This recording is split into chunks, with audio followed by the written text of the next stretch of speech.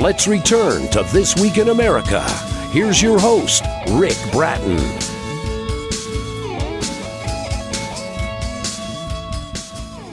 Welcome back, everybody, coast to coast. This Week in America. When a reviewer calls Obeying Reason a book of poems by Alma Solis, a collection to be cherished from an inspired poet of merit, compelling and inspiring. Obeying Reason, a book of poems, contains 60 poems written by Alma during her creative incubation that spanned 9 years from experience, knowledge, and observation of the human spirit, with her strong belief and faith in the omnipotent being and what the Supreme Being created humanity for. Alma discovered later in life that she was a poet, 33 at the time of her creative incubation when she delved into the abyss of her being.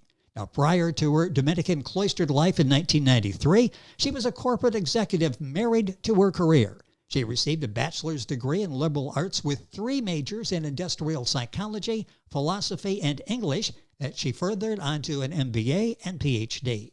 Alma is still teaching art classes to the children and the adults in northern Boston, where she lived in its suburb for over 2 decades. She lived in the Philippines, Canada, and in 6 different states in the U.S. Alma has published her novel Alone and All with Lighthouse Christian Publishing in 2020 and 3 editions of Obeying Reason, a book of poems, edition 3 published by Stratton Press, and Alma Solis joining us on This Week in America. Alma, welcome to the program. It's a pleasure to have you with us today. Oh, thank you very much, Rick. What a background, and I'm so happy. This morning. I'm so happy to have you here to talk about this remarkable work that you have out, Obeying Reason, a book of poems. What was the inspiration to publishing this collection of poems, Obeying Reason? What was the inspiration behind this? What was that question? Yeah, what was the inspiration behind this? What was the situation I was in? Well, what was the inspiration? Why did you decide to write Obeying Reason? Well, I started writing poetry in my 30s. I just kept on writing until I met Sister Regina Marie when I was a Dominican nun, a fellow Dominican nun in Syracuse, New York, who encouraged me to publish it. But with myself, I kept on writing poetry with no intention of publishing. It was Sister Regina Marie who pushed me to publish it. You know, that's a fascinating story, and it's interesting how these things happen, that she encouraged you. The result is Obeying Reason, a book of poems by Alma Solis, our guest on the program. Book available at stratton-press.com, the usual places. We'll give you all of that as we go on through the program. I just touched on the fascinating background that you have. Let's go back to, I think it was like 2003. You learned a music composer was looking to try to find you to obtain your permission to turn your poems to music, and he couldn't find you. Explain that. That was an interesting set of circumstances that happened then. You know what I did when I learned that from the U.S. ISBN agency? I was looking for a needle in a haystack.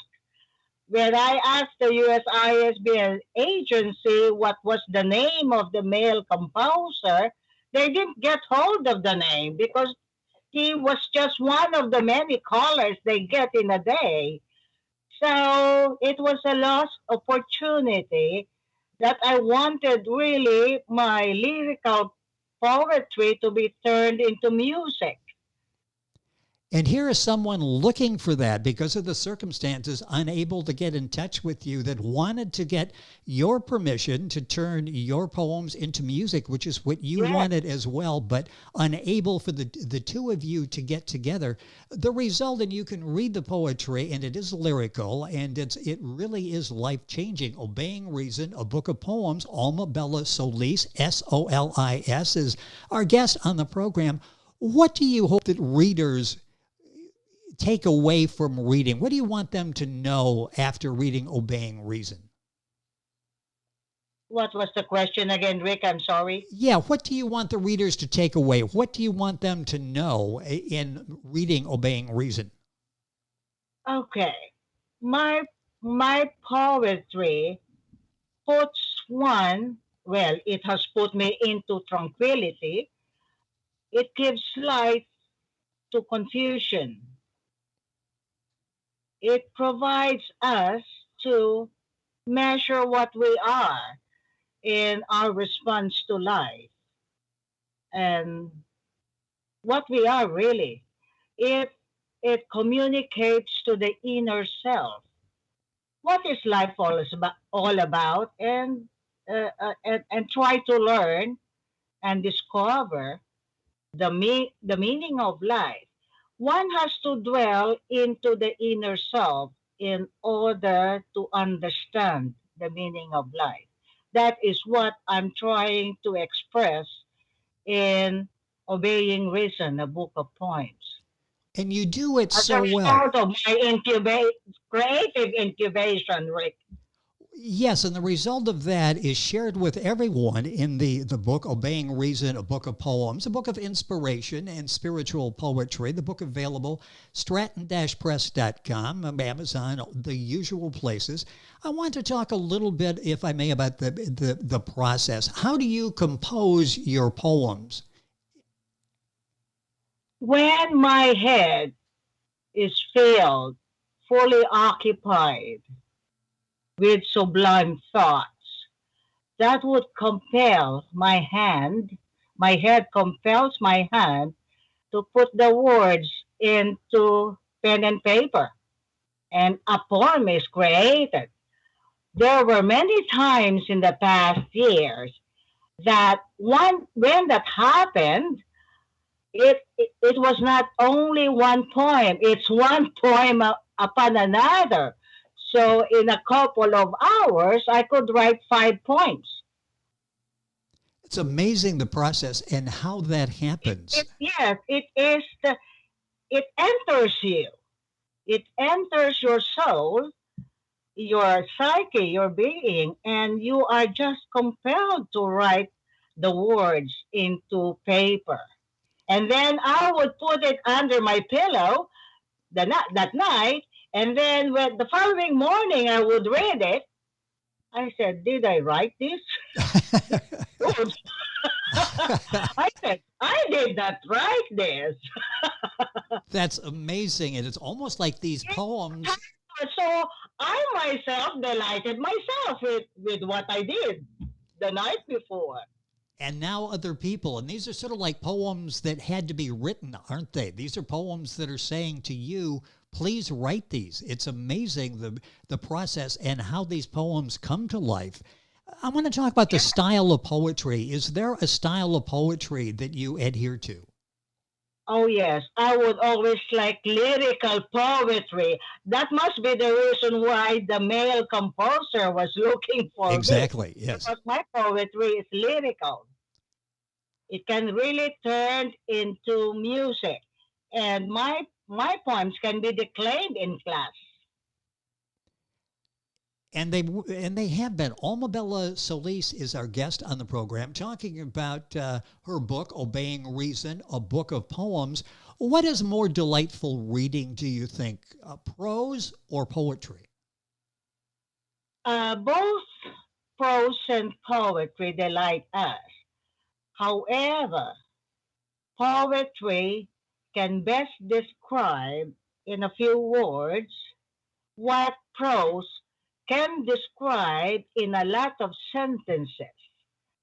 However, prose uh, can readily make a vivid description of what the author could express, wanted to express, and poetry would make the reader think, because some poetry to other people would be abstruse, difficult to understand.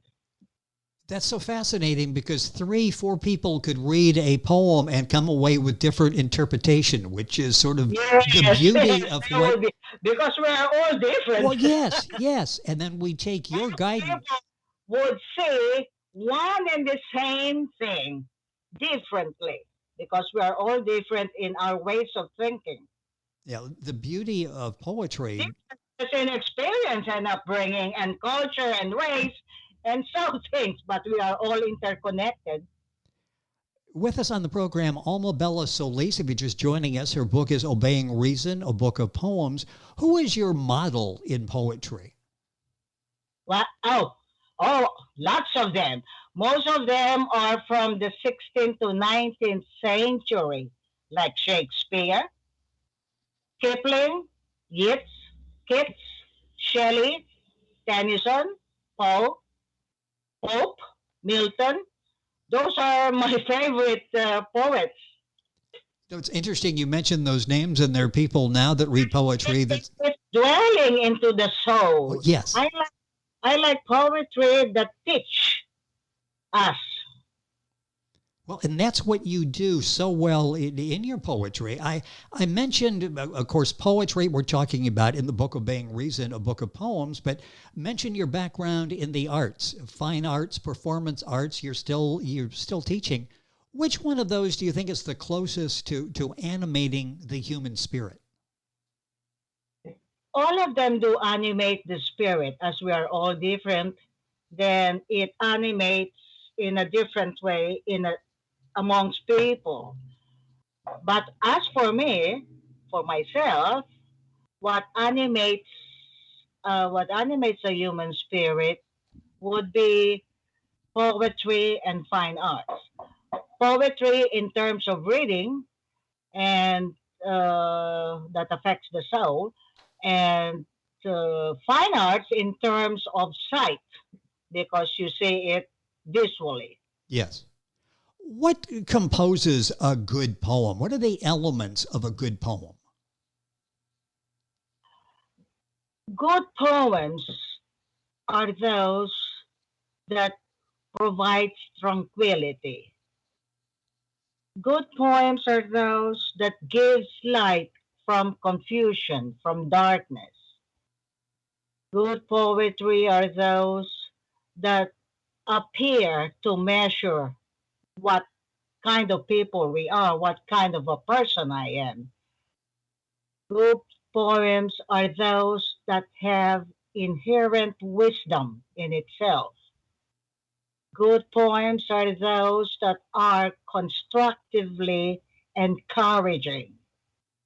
Good poems are those that best describe our responses in life and make us reflect of how we are doing in life. And all those elements you'll find in Alma's poems in the book Obeying Reason, a book of poems, available stratton-press.com, available the usual places. A link on our website will take you there and give you that information. I want to sort of flip that last question. We talked about what composes the elements of a good poem. Let's go back. What does a good poet possess? What makes a good poet? A good poet is one who is connected with oneself. A good poet is one who can express in a few words, in some form of expression to the readers, to other people, what describes in reality what life is, our human existence, what drives people to good and bad, to good and evil. It's it's it's it's how we respond to life. How long did it take you to get to that point where you felt you understood yourself, you understood your place in life? In my 30s, I was really compelled. Well, because I was subjected into a very difficult experience in life, and the only escape I could do is to be isolated, to be a recluse, like I was in a pandemic. Yes. And so I that made me really alone with myself, and I was already alone. But it is deeper, the inner core of myself. I got into, I got connected with, that compelled me, that I discovered I was a poet. and uh, and then my head just was just filled with sublime thoughts. Then I created poetry, one upon another. And we can learn from what you went through. We don't need to go through 9 years of isolation. We can take your lead and start asking us questions and help sort of understand who we are, why we are here. By the way, Alma was awarded the International Poet of Merit by the International Society of Poets for 2 consecutive years, and a Golden Poet Award by the World of Poetry for 3 consecutive years. Such a distinguished background. It's a pleasure to have her on the program. Several more minutes left in the program. We're in this digital age we're living in now. Is poetry appreciated in the time we're living in the digital age of now? Yes, it is still being appreciated, not by the many, but a few. What what is being appreciated right now in this digital world are the haikus, the limericks, because they are short. You don't. Oh, yes. uh, Yes. people are in a fast-paced world that they don't have enough time to do read long poetry like Shakespeare, like Blake. Their long poems. So they like to read haikus. It's part, there are many people I know that they have to read a haiku or a limerick to animate the day. Yes. Couple minutes left in the program. You've been described as a person of deep faith and broad experience of life. Talk about the importance of that deep faith in being able to write the compelling poetry that you do. That's a very important part of who you are as a person and as a poet, isn't it? Yes, yes, yes. I'm so grateful that I was created that way. Yes, I have never wavered in my faith in life, in all the triumphs and disasters I had encountered in life. It's it's it's full acceptance. If I had failed in my venture, I accept it. And if I have triumphed, it humbled me. The other part of that is experience, a broad experience of life. Talk about that. A minute or so left here, but I'm fascinated by that. All of that shaped who you are, isn't it? All of the travel, all the different countries, all the different states, all the different people you met, the corporate world, your experiences from there, all of that shaped who you are, didn't it? Yes, yes. I would classify 3 lifestyles, Rick. Religious life, married life, and single life. The only lifestyle I haven't experienced is married life. So that would be, I would say, perhaps compose the broad experience of my life. Well, I have met a lot of people, various personalities in a few countries I had lived, and a number of states in the United States. And plus the workplace, I have met different people of various cultures and religious persuasion that broadened my mind, my understanding, Yes. my comprehension about humanity. What are you working on now?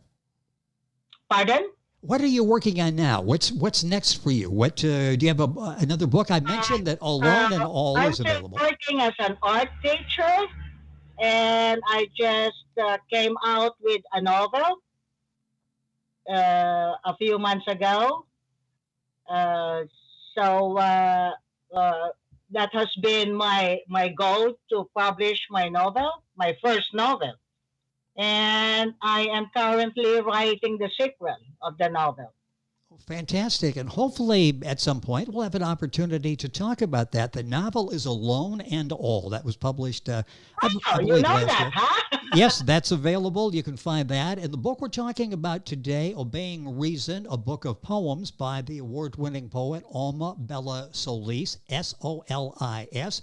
Book available at stratton-press.com, all of the usual places. If you go to our website, you'll be able to link on, get all the information on Alma. It has been a pleasure having you on the program. Time has gone by way too quickly. Hopefully we can continue this conversation. Thank you for spending some time with us and sharing your thoughts on your excellent book of poetry, Obeying Reason. Thank you for being with us. Oh, thank you very much, Rick. Thank you for this opportunity. You are welcome. It's been a pleasure. Alma Bella Solis, S-O-L-I-S. Our guest, the book Obeying Reason, a book of poems. Information on our website, thisweekinamerica.us. Back on today's program after these messages. This Week in America is online. You can visit our website, thisweekinamerica.us. Scott Pinkerton, associate producer of This Week in America. Jay Anderson, segment producer. Ben Watson, webmaster. Otto Bechet, director of engineering and TV production. This Week in America produced and is a trademark of Blue Funk Broadcasting, LLC. For information on all of our guests and to listen to this week's show, our website again at thisweekinamerica.us. And I'm Sean Bratton, executive producer of This Week in America.